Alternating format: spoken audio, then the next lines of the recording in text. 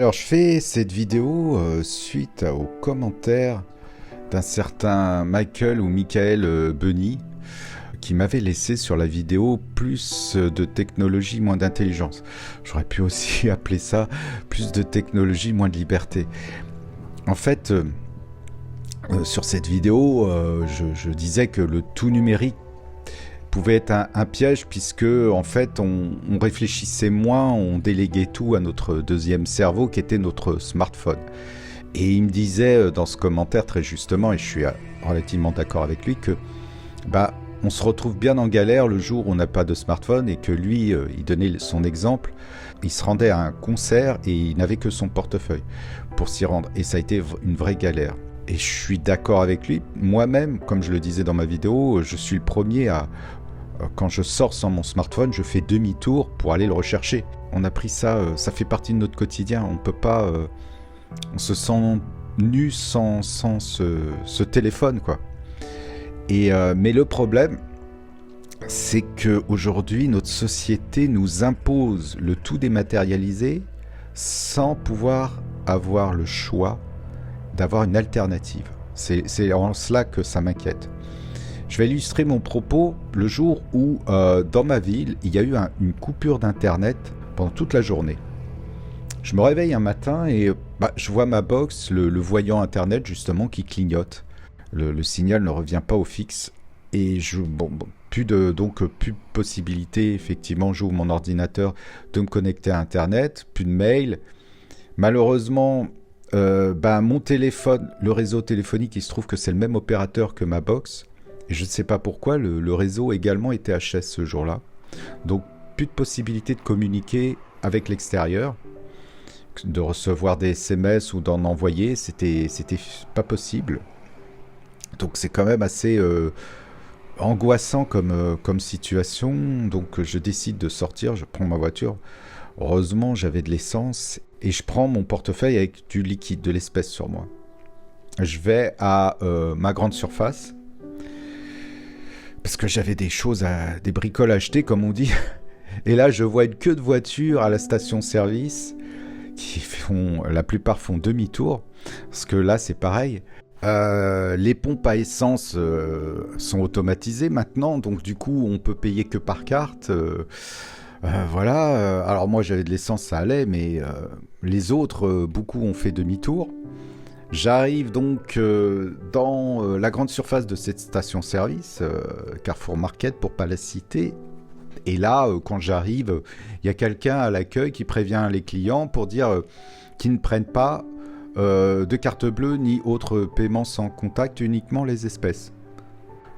Les gens, beaucoup sortent de la grande surface. Alors moi, là, il se trouve que j'avais du liquide. Alors donc, j'ai pu acheter ce que je devais acheter. On voit tout de suite le problème de la coupure Internet. Et toute la journée, ça a été que ça. Un chaos un peu généralisé. Tous les services administratifs, c'est pareil, ça a posé de gros problèmes.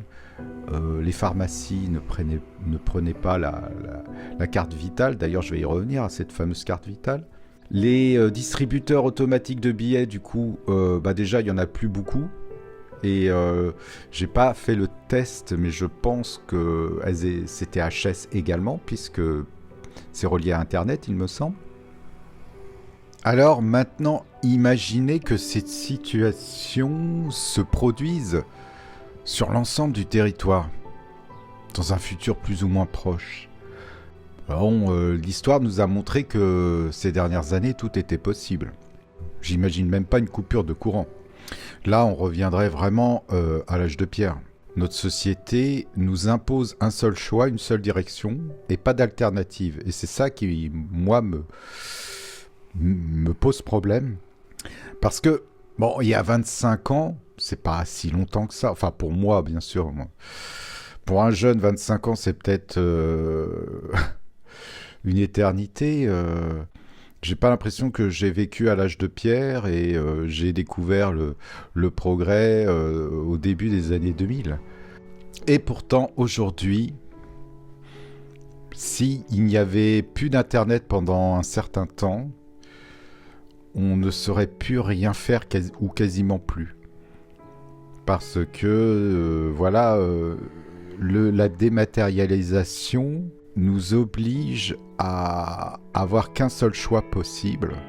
J'entendais ce matin dans l'actualité que la carte vitale, par exemple, la version numérique était arrivée, ainsi que la carte d'identité, je crois. Donc tout était réuni sur une application qui s'appelle France Connect. Donc tout sur un smartphone. Alors bien sûr, pour l'instant, celle-ci côtoie la carte physique, que ce soit vitale ou la carte d'identité. Mais progressivement, le support physique finira par disparaître. Comme c'est toujours le cas, en fait, les choses viennent petit à petit, remplacent, en fait, côtoient quelque chose déjà d'existant et puis fait disparaître ce qui précédait la chose. C'est le cas par exemple du courrier, de la version papier. Alors toujours pour des bonnes raisons, là c'est pour l'écologie, le numérique va être pour des raisons de sécurité, de côté pratique, de rapidité. Alors que quand même, c'est surtout une façon de centraliser tout, de contrôler tout et tout le monde. Et j'imaginais l'homme du futur, en fait, parce que la dématérialisation va faire qu'on sera dépossédé de tout bien physique au profit du numérique. Et c'est la phrase de, je ne sais plus comment, le patron du Forum économique de Davos qui disait l'homme du futur n'aura plus rien, il sera heureux. Ça ressemble de plus en plus à ça. En fait, on tente dans ces directions. Là, je vois aussi qu'au mois d'octobre prochain va arriver l'euro numérique. Alors, on nous le présente comme un progrès, pareil, un euro plus sécurisé. Sauf que tout sera traçable cette fois. Et je sais que moi, ça fait longtemps que je vois la volonté de supprimer définitivement l'argent papier, l'argent liquide, pour pouvoir mieux contrôler les flux financiers de chaque individu.